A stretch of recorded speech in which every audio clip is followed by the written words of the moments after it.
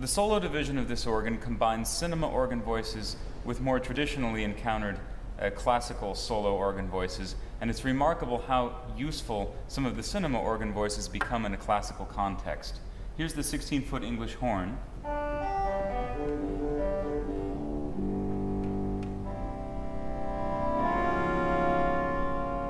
Comparing that with the 8-foot English horn in the orchestral.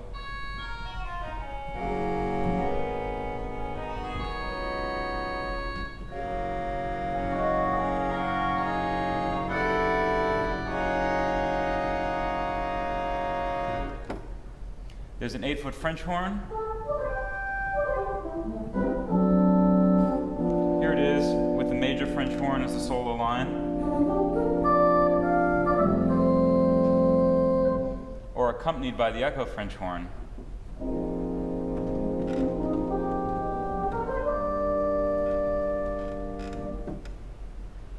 There's a tuba horn.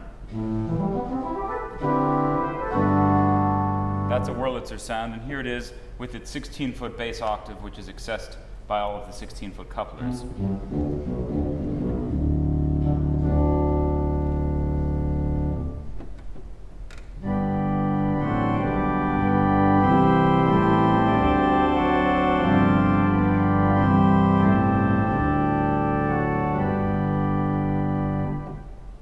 And the 8-foot tuba mirabilis.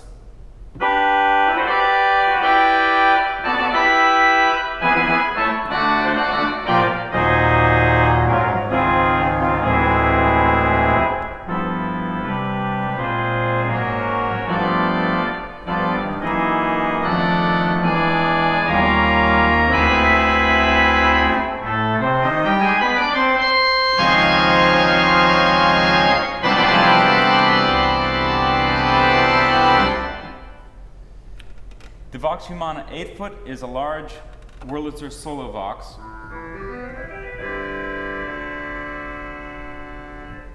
There's also an 8-foot saxophone.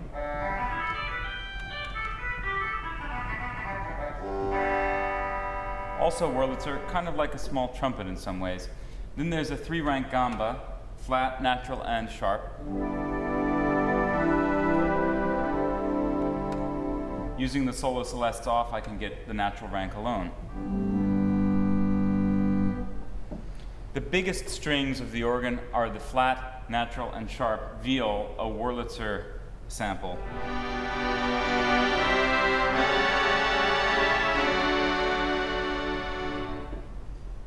Here they are with the 16-foot bass octave.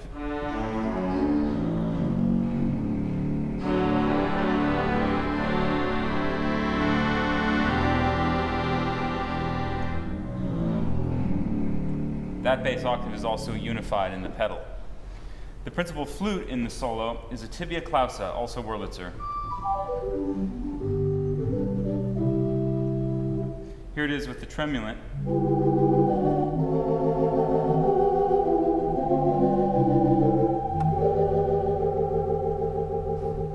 All of the usual pitches are provided for the solo use of that tibia.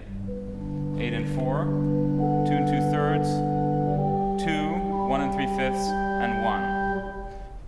Using the sub, super, and unison off couplers in the solo, you can do a lot of different things with the tibia.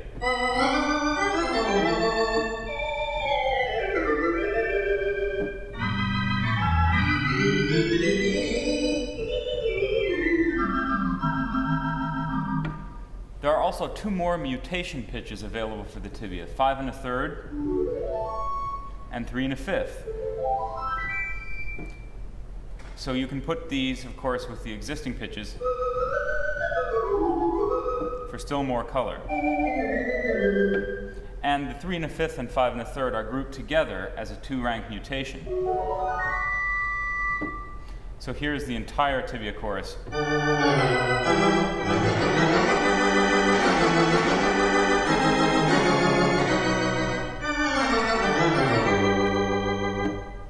Here's the tibia clausa and Vox Humana with tremulant, a typical combination.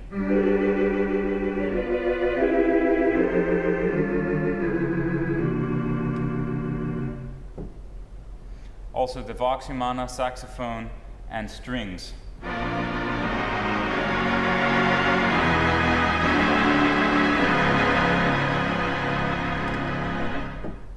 Other resources throughout the organ are intended to support the cinematic tendencies of the solo organ.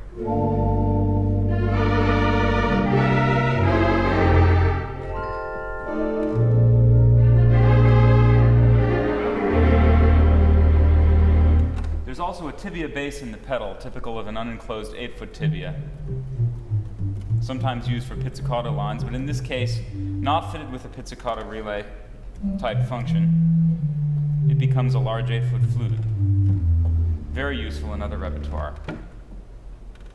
Moving into the alternates in the solo, there's a Wurlitzer diaphonic diapason.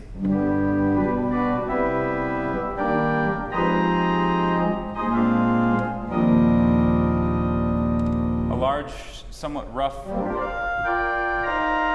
big, loud diapason. There's a large quintadena in the solo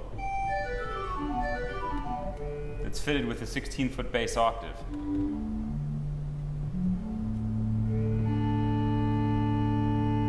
It's one of several quintadenas. There's another one in the orchestral, which has a Celeste. And there's a separate 16-foot quintadena in the echo section of the pedal.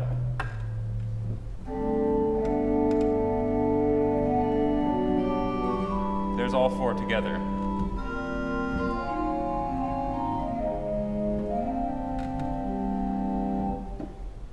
A major flute 8 in the solo.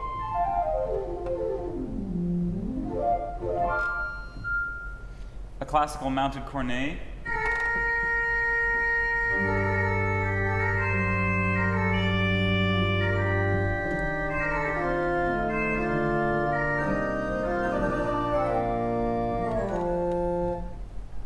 There's another large flute celeste in the solo, 2-rank Gouache.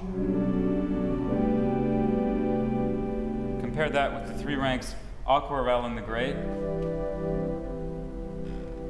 2-rank Undamaris in the orchestral, and the 2-rank flute celeste in the swell. Here they all are together.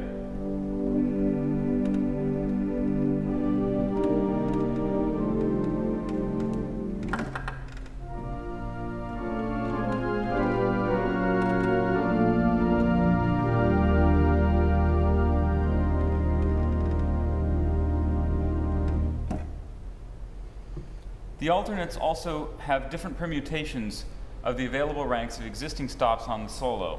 In this case, particularly interestingly, with the viols, where an alternate position is provided to play simply the flat and sharp ranks of the viol celeste, leaving out the natural rank for a deeply unsettling sound. Here it is, alone and then adding the natural rank.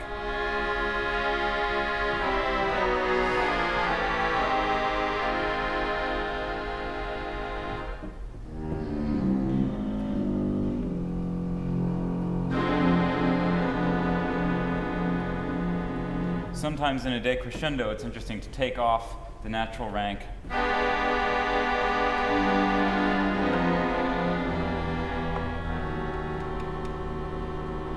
for a kind of withdrawn, very twisted effect. The same thing is provided for the softer gambas. Here are the 3 ranks. But because they're much less harsh, taking the flat and sharp ranks alone is actually more useful as a typical accompanimental sound. Here we add the natural rank.